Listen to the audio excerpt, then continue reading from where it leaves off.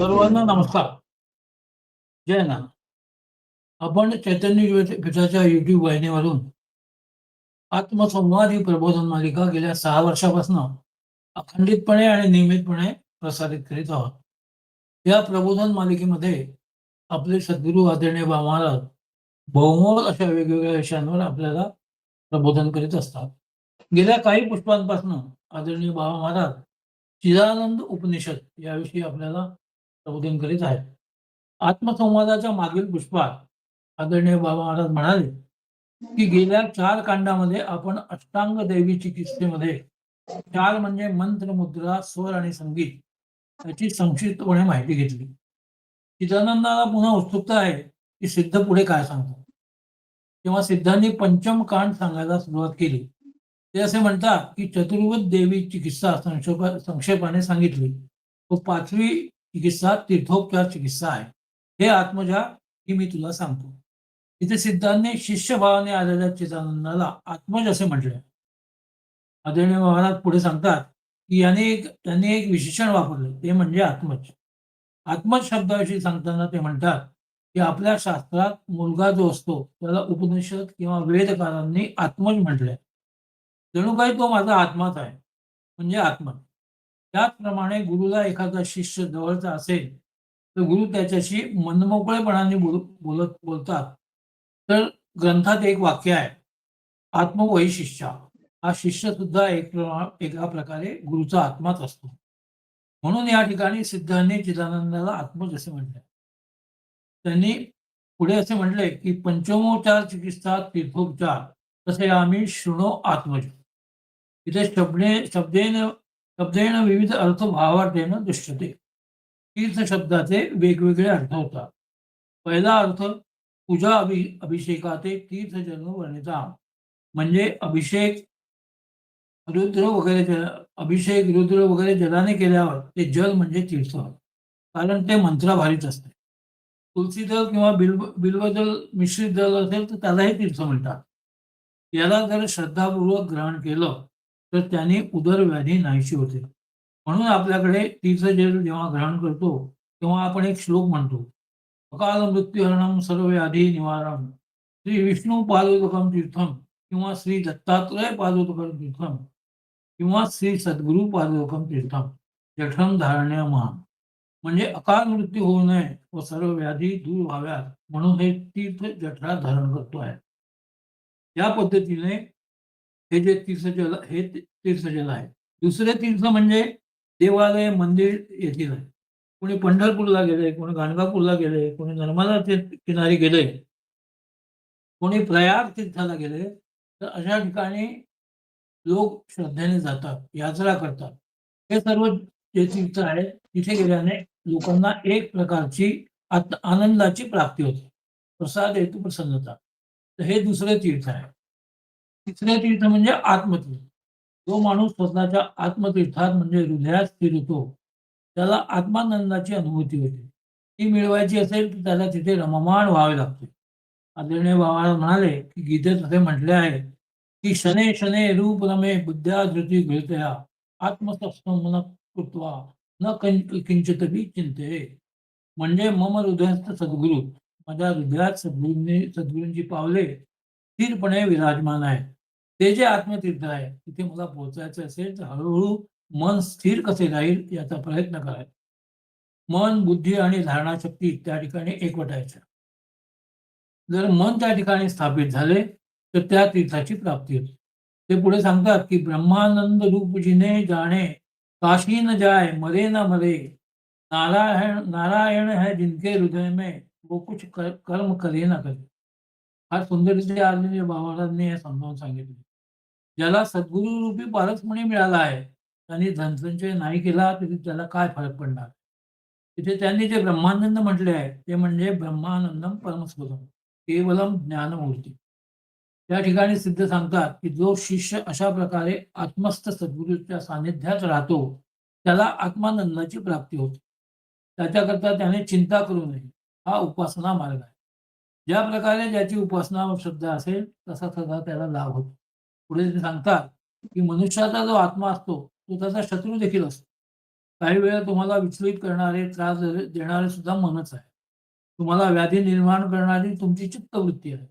मग चले चित्त चले प्राण. चित्त भ्रमित झालं तर मनोव्याधी होते. तोच आत्मा व मन हे सर्व खेळ करतो. म्हणून आत्मस्वस्थ जर कोणी झालं, तर त्याला आत्मानंदाची प्राप्ती होते. म्हणून आपण गुरूंना म्हणतो, की "आनंद मानंद कर प्रसन्न."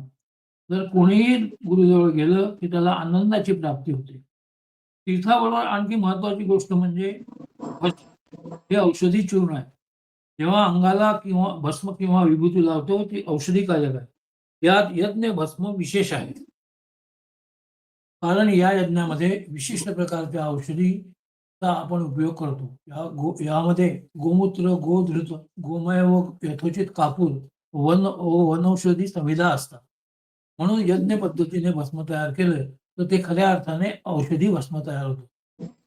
हे भस्म औषध म्हणून उपचारक असतं. अशा प्रकारे भस्म हा 6वा दैवी उपचार आहे. आदरणीय बाबा म्हणाले, की परिवाराचं परिवार याचा त्रिपदी परिवारामध्ये याचं विशेष महात्म्य आहे. त्याला विभूती म्हणतात. का? तर विशेष हस्तस्पर्श गुरूचा असतो. त्या भस्माची विभूती होते.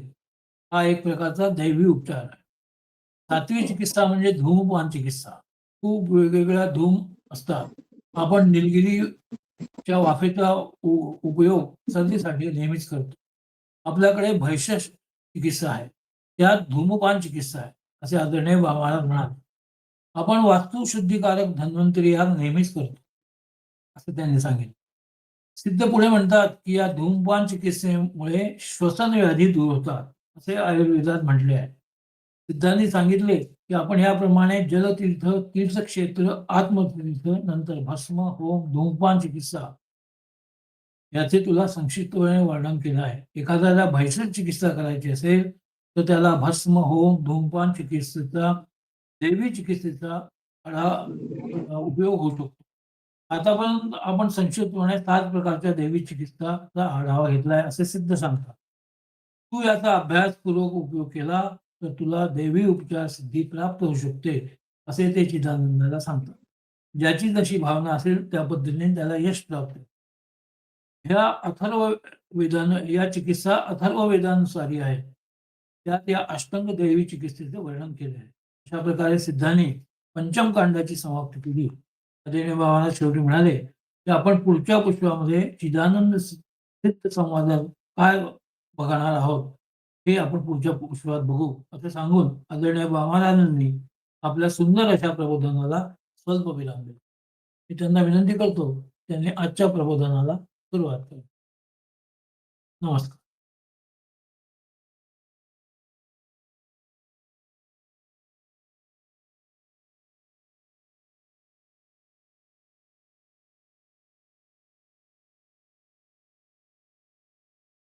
अनुसूयाति संभूतो दत्तात्रेयो दिगंबरा स्मर्तृगामी स्वभक्तानां उद्धरतां भवसंकटात.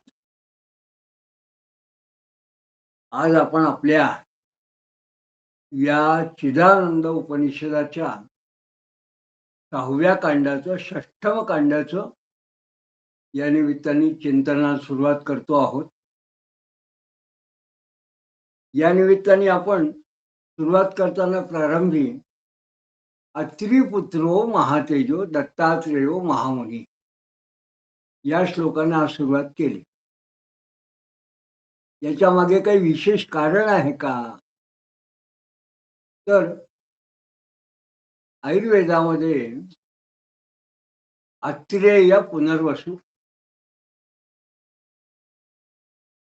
याला धन्वंतरीचाच एक अंशात्मक म्हणा किंवा प्रत्यक्ष धन्वंतरी असं म्हटलं गेलं आहे. तर अत्रि ऋषींचा पुत्र किंवा त्यांचा गोत्रज म्हणजे अत्रेय. आणि हा जो अत्रेय आहे हा आयुर्वेदामध्ये आचार्य म्हटला गेला आहे. त्यामुळे अत्रिपुत्रो महातेजो दत्तात्रेयो महामुनी आपण जेव्हा असं म्हणतो किंवा भगवान दत्तात्रेय हे सुद्धा एक प्रकारची या दैवी चिकित्सा पद्धतीचे आचार्य आहेत असं या आपल्याला वेदानुसारी या सगळ्या अभ्यासातून नक्की लक्षात येईल. मुख्य म्हणजे दत्तात्रेय तंत्र, वेगवेगळ्या पद्धतीने जे तंत्र ज्याला म्हटलं आहे, ते तंत्र सुद्धा त्या पद्धतीचे ग्रंथ आज उपलब्ध आहेत. दत्तात्रेय यांच्या नावाने किंबहुना भगवान दत्तात्रेय यांच्या नावाने दत्तात्रेय पूर्व तापनी उपनिषद, दत्तात्रेय उत्तर तापनी उपनिषद आणि शांडिल्य उपनिषद ही दत्त देवता यांच्या संदर्भात आहे.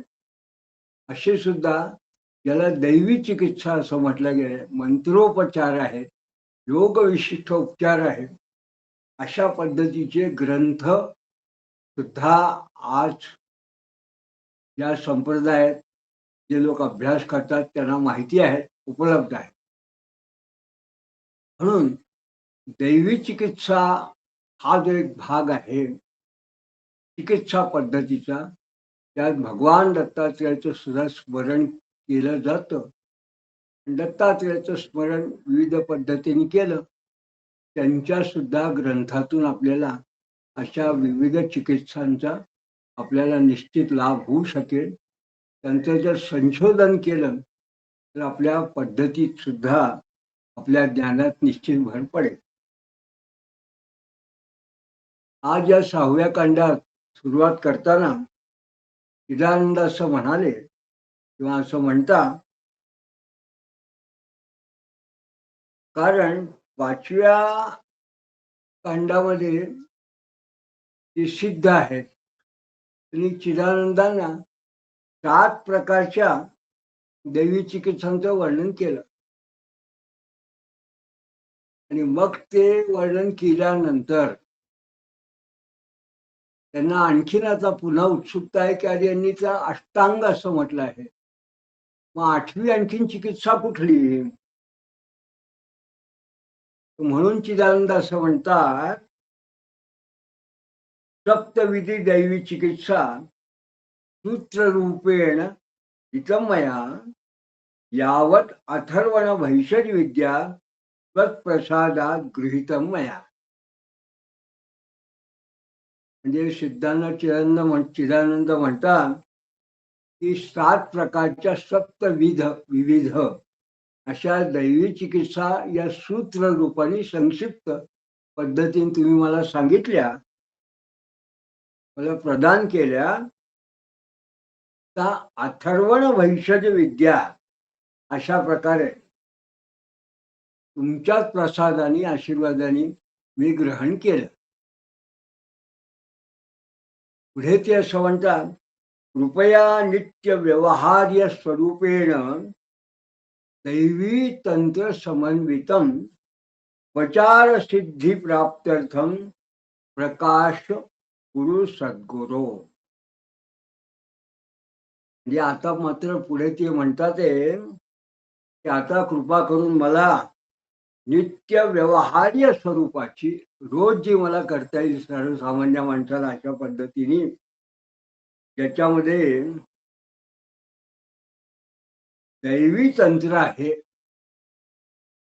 अशा पद्धतीचं काही जर उपचार तंत्र असेल तर ती कसं सिद्ध करावं ते आता मला सांगा. सिद्ध असं म्हणाले की नित्य होमम यक कुर्वन्ति नित्यता प्राप्नुवन्ति नित्य चिकित्सा फलम अंशतः.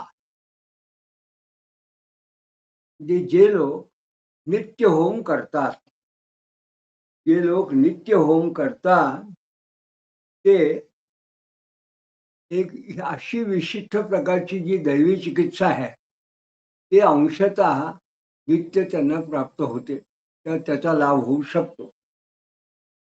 मग अशा नित्य होम कुठले आहे? तर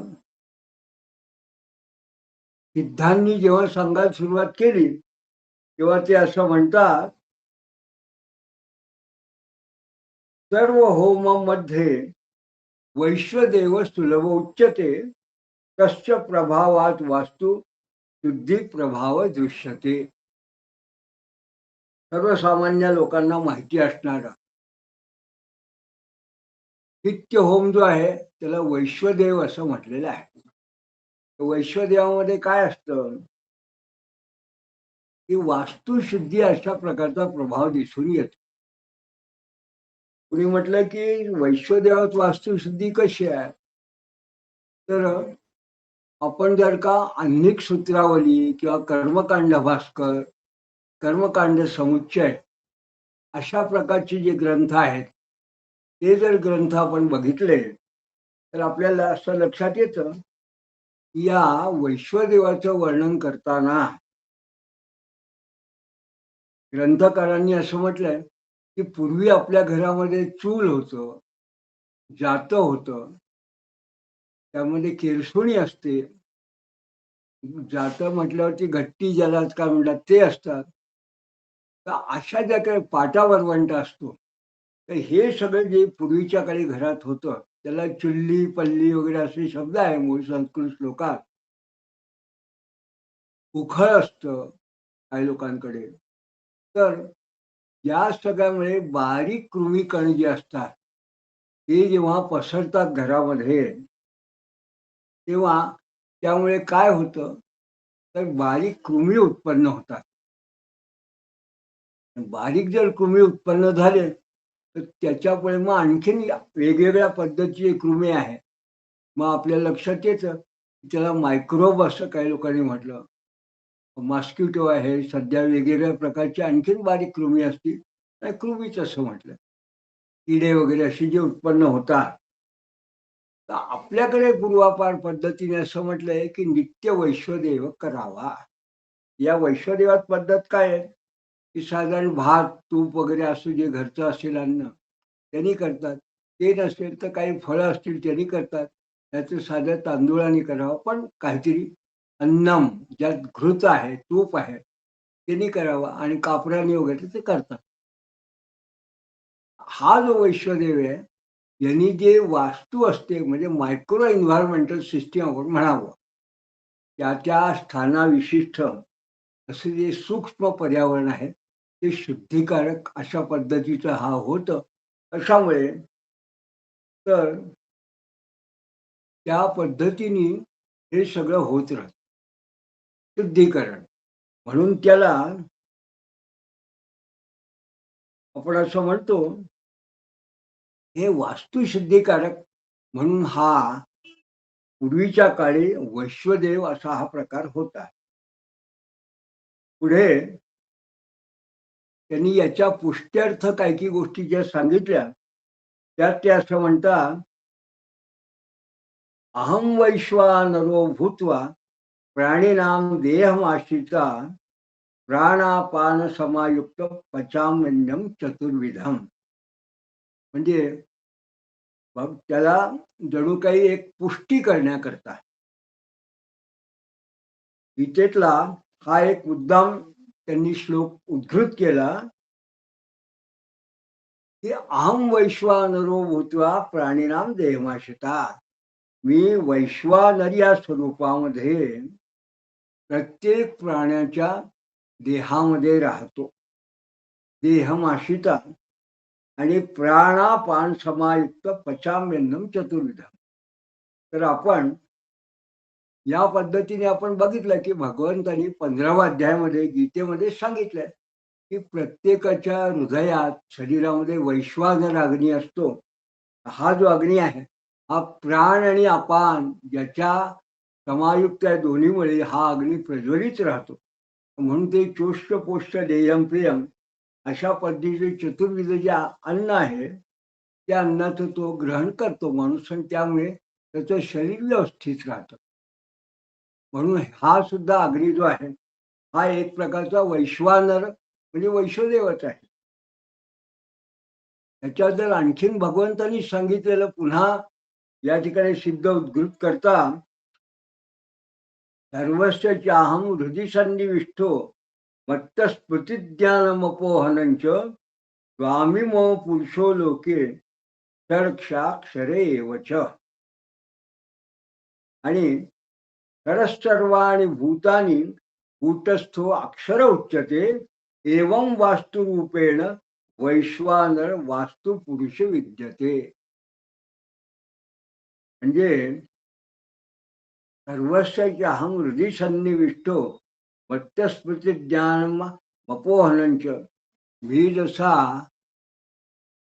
एक वेगळ्या अक्षर स्वरूपामध्ये सगळ्यांच्या हृदयात राहतो आणि माझ्यामुळे प्रत्येकाला स्मृती वगैरे सामान्य माणसाला कळत नाही, पण मी स्वतः ईश्वर हृदयात अक्षर स्वरूपात राहतो.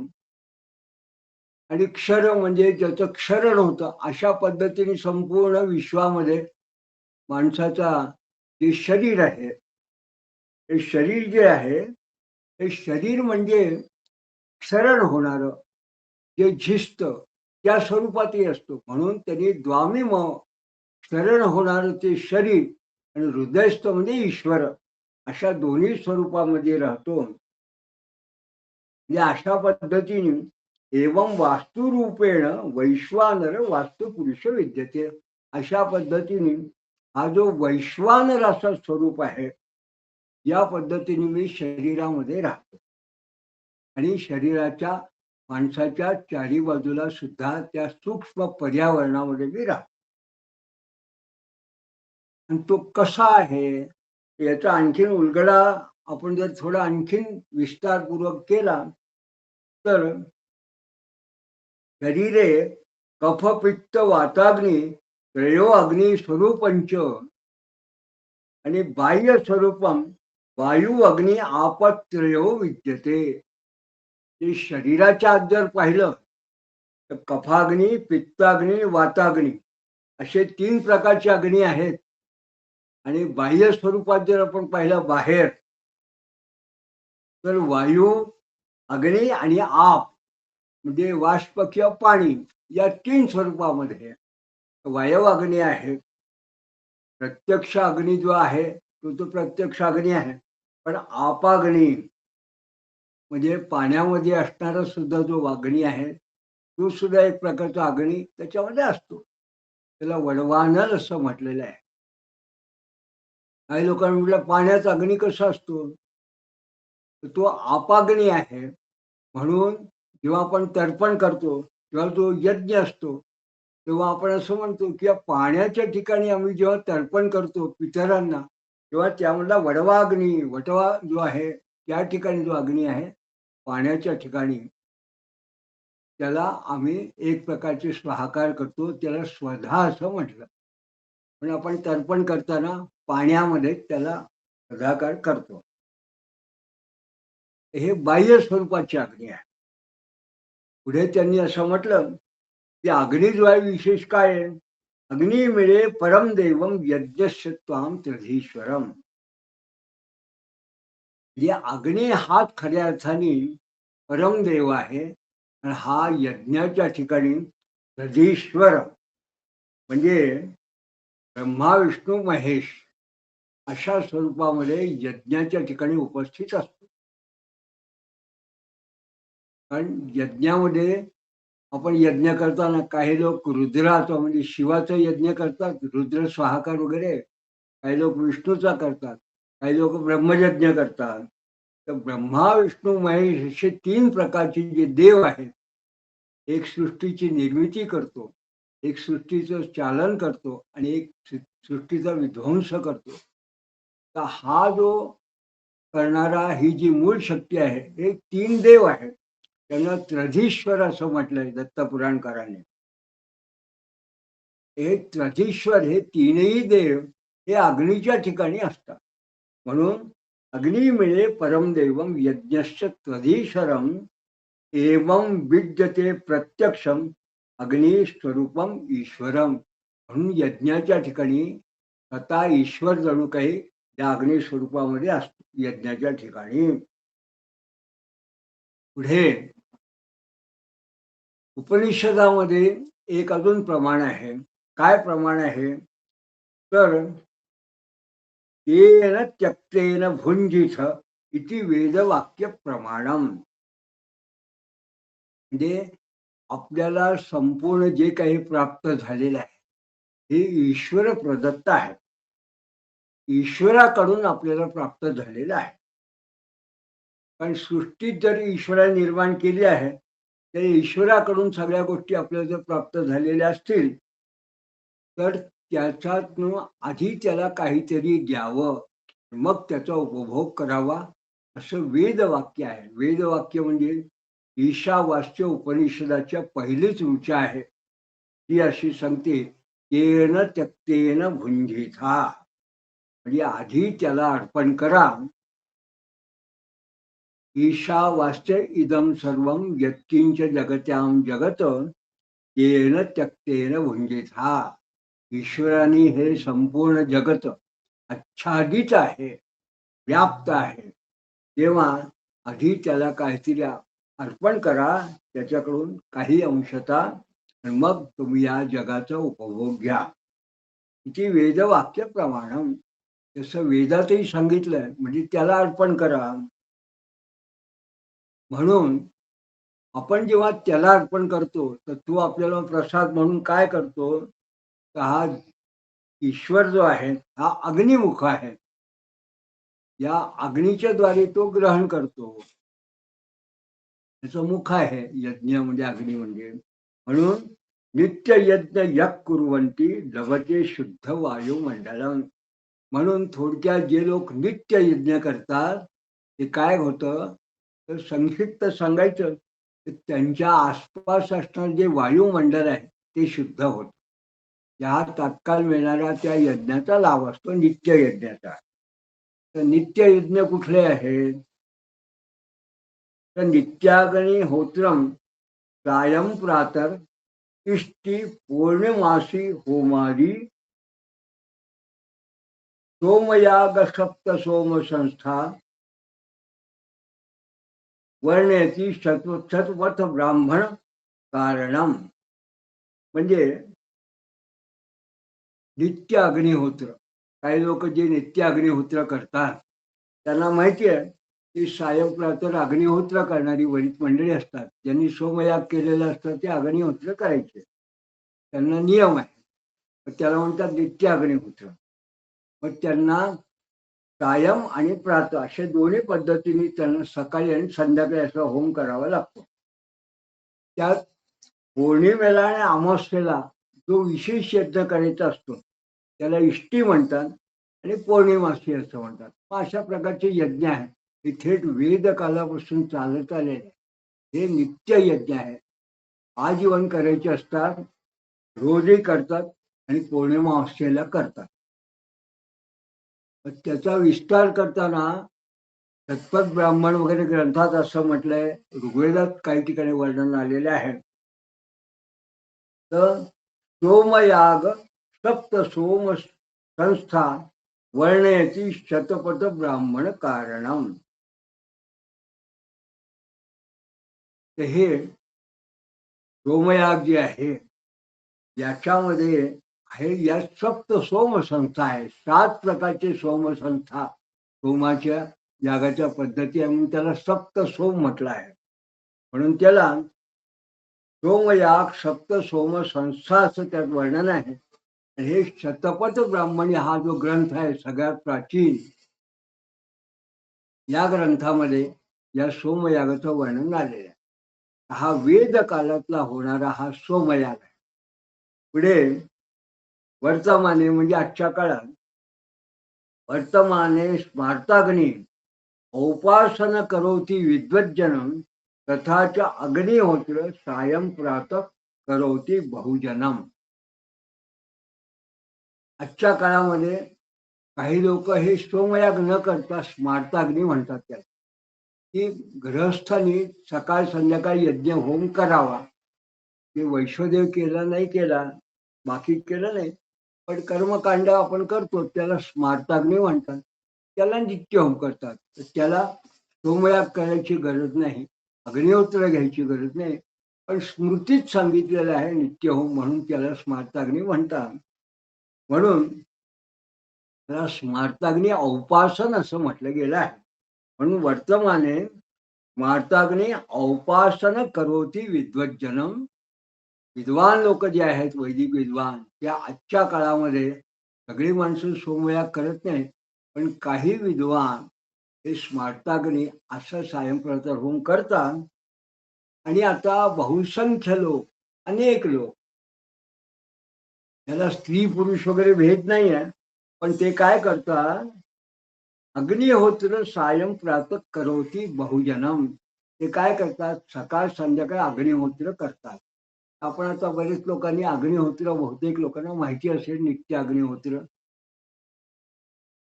तर अनेक लोक अग्निहोत्र करतात. त्याच्यामध्ये मग तांदूळ असते लहान, 3 त्याने आहुती टाकतात आणि त्याला मग तुपाने माखलेले जे तांदूळ असते तो सकाळी आणि संध्याकाळी असं सूर्योदय सूर्यास्ताच्या वेळेस करायचा. ती अग्निहोत्राची पद्धत. त्या अग्निहोत्र काही लोक करतात. त्याच्यामध्ये पुढे अग्निहोत्र, अग्निपूजन, उपासना यक करोती यत्र तत्र म्हणून, आणि त्यांचं, त्या मंडळींचं जे अभ्यासक आहे, जे अग्निहोत्र करतात, त्या मंडळींचं जो अभ्यास केल्यानंतर, संशोधन केल्यानंतर जे म्हणणं आहे ते काय आहे, की जर का अशा पद्धतीचं अग्निहोत्र, अग्नीचं पूजन आणि एक प्रकारे जणू काही ही अग्नीची उपासना, हे कुठेही यत्र तत्र, म्हणजे ज्या ज्या ठिकाणी कुठे करतात, म्हणजे कधी शेतात केला, कधी घरी केला, कधी मंदिरात केला, किंवा काही ठिकाणी अन्यत्र केला, यत्र तत्र कुठेही जरी ज्या भागात जिथे कुणी केला, तर भेषजम तत्र अनुसारता लभते स्वास्थ्य वृद्धी सर्वत्र. म्हणजे साधारण अग्निहोत्र करणारी जी मंडळी आहे, त्यांचा आधार काय आहे, की ही जी अग्निहोत्र पद्धती आहे, या पद्धतीने जेव्हा आपण अग्निहोत्र करतो, ते कुठेही जेव्हा करतो तेव्हा हे अग्निहोत्र हे भैषज तंत्र जे पारंपरिक आहे त्या पद्धतीने केलं तर स्वास्थ्य वृद्धी त्या त्या व्यक्तींनाही प्राप्त होते. आणि शेतात वगैरे असतं जर केलं तर शेतांची उर्वरा शक्ती वाढते, जमिनीची, पिकांची सुद्धा शक्ती वाढते. काही ठिकाणी असं म्हटलं गेलं आहे की कर्पूर होमम, गायत्री होमम, नित्य होमम विविधम, बहवा होम मंत्र तंत्रादी हविर्द्रव्य वर्णितम बहुविधम. म्हणजे कर्पूर होमम, दक्षिण भारतामध्ये याची जेव्हा सुरुवात झाली तेव्हा कर्पूर होम म्हणून जर आपण आता कोणी जर गुगल वगैरे टाकलं, आपल्याला असं लक्षात येईल की कापुराने नुसता मोठा कापूर जो असतो त्याचा होमात्मक रोज लोकांनी प्रयोग करावा. कापूर जाळतो आपण ज्याला म्हणतो, त्याला कर्पूर होमम म्हटलं. हे ठराविक मंत्र म्हणायचे आणि कापूर लावायचा. कर्पूर आरती आपण नेहमी करतो, त्याला काही लोकांनी कर्पूर होमम असं म्हटलेलं आहे. तर ही कर्पूर होमम जी आहे, ही काही ठिकाणी भारतामध्ये पद्धत आहे, अनेक ठिकाणी केलं जातं. आणि आपल्याकडे मंदिरात सुद्धा खूप वेळा आपल्या लक्षात येतं की कर्पूर आरती बहुतेक लोक करतात. आपली नेहमीची आरतीने केली तरी अनेक क्षेत्रामध्ये कर्पूर आरती करतात. म्हणून कर्पूर होम, गायत्री होम, आपल्याकडे गायत्री परिवार जे आहे ते गायत्री होम करतात. आणि वेगवेगळ्या प्रकारच्या गायत्री आहेत, त्यांनी सुद्धा होम करण्याची पद्धत आहे. बडी परिवार हा दत्तराम गायत्रीनी सुद्धा होम करतो. पण गोवर्धन यागामध्ये आपण विष्णू गायत्री करतो. नारायणाय विद्महे वासुदेव तन्नो विष्णू प्रचोदयात. पण जेव्हा गणेशात केला तेव्हा गणेश गायत्री, एकदंताय विद्महे, अशा प्रकारचा वेगवेगळ्या गायत्री होम आहेत. आणि काही लोक आणखीन वेगळ्या पद्धतीने नित्य होम करतात, आपापल्या पद्धतीने करतात. तर हे जसं आहे तसं बहवा होम मंत्र तंत्रादी खूप वेगवेगळ्या प्रकारचे, जसे होम आहे तसे होमांचे मंत्र वेगवेगळे आहेत. ज्या ज्या देवतेचा होम करायचा असेल त्या देवतेची गायत्री वेगळी आहे, ज्या देवतेचं मंत्र विशिष्ट करायचं असेल त्या देवतेचं ज्याला हवीर द्रव्य म्हणतात ते वेगळं आहे. काही लोक विष्णूला करायचं असेल तर तुळशीचा करतात, शिवाला करायचं असेल तर बेलाचा करतात, किंवा लक्ष्मीला करायचं असेल तर बेलफळ जे असतो बिल्वफळ त्याचा करतात, डाळिंबाचा करतात, काही औषधींचा करतात. त्यामुळे बहवा हवीर द्रव्या वर्णितम आणि शास्त्रात ग्रंथात याचं वर्णन केलेलं आहे. खूप वेगवेगळ्या प्रकारचे यावत ये जना करोती उपचार कर्मम तो प्राप्नोती यशलाभ स्वस्थ करोती पीडित जनम. जे या पद्धतीने काही लोक जे स्वतःच करतात, पण काही लोक अशा पद्धतीने जे उपचार करतात, वैद्य लोक असतील किंवा काही कर्मकांडी असतील ज्योतिष, जे दैवी चिकित्सा या पद्धतीने समोरच्यावरती उपचार करतात, तेव्हा असे लोक जेव्हा अशा वेगवेगळ्या पद्धतीने उपचार कर्म म्हणून त्याला जेव्हा करतात, तेव्हा अशा लोकांना जेव्हा यशलाभ प्राप्त होतो. ते लोक जे पीडित जन जे असतील, जे व्याधीनिग्रस्त असतील, अशा लोकांचा त्या जणू काही त्यांना यशलाभ करून देतात. तर अशा पद्धतीने हा जो 8वा शेवटला जो उपचार होता, हा उपचार यांनी सिद्धांनी सांगितला. आणि मग ते असं म्हणतात, यावत अष्टविध दैवी उपचारम मया कथितम. म्हणजे या पद्धतीने मी अष्टविध दैवी उपचार जे मी सांगितले, अष्टविध दैवी उपचारम यथोचित मया कथितम. जे मी यथा मला शक्ती यथामती यथोचित जे मी सांगितलं, यक करोती स, जो अशा पद्धतीने करतो, स धन्वंतरी सम, तो धन्वंतरी सम प्रदाती स्वास्थ्य प्रदानम. तो एखादा जसा धन्वंतरी असतो, उत्तम वैद्य, अशा प्रकारा त्या प्रत्यक्ष धन्वंतरी देवता जी आहे ती जे तुम्हाला स्वास्थ्य लाभ करून देते, त्या पद्धतीने हा स्वास्थ्य प्रदान करणारा आहे. अशा पद्धतीने सिद्धांनी या 8 विशिष्ट अष्टविध दैवी उपचार यांच्याबद्दल वर्णन करताना चिदानंदांना सांगितलं. आणि इति सप्तम कांडम अशा पद्धतीने षष्ठ कांड, म्हणजे अशा पद्धतीने 6व्या कांडाचा त्यांनी इथे जरी समारोप केला, पण चिदानंदांचं काही समाधान झालेलं नाही. म्हणून आता पुढे चिदानंद त्यांना काय विचारतात आणि मग सिद्ध त्यांना काय सांगतात ते आपण पुढल्या पुष्पामध्ये आपण बघणार आहोत. तोपर्यंत अवधूत चिंतन श्री गुरुदेव दत्त.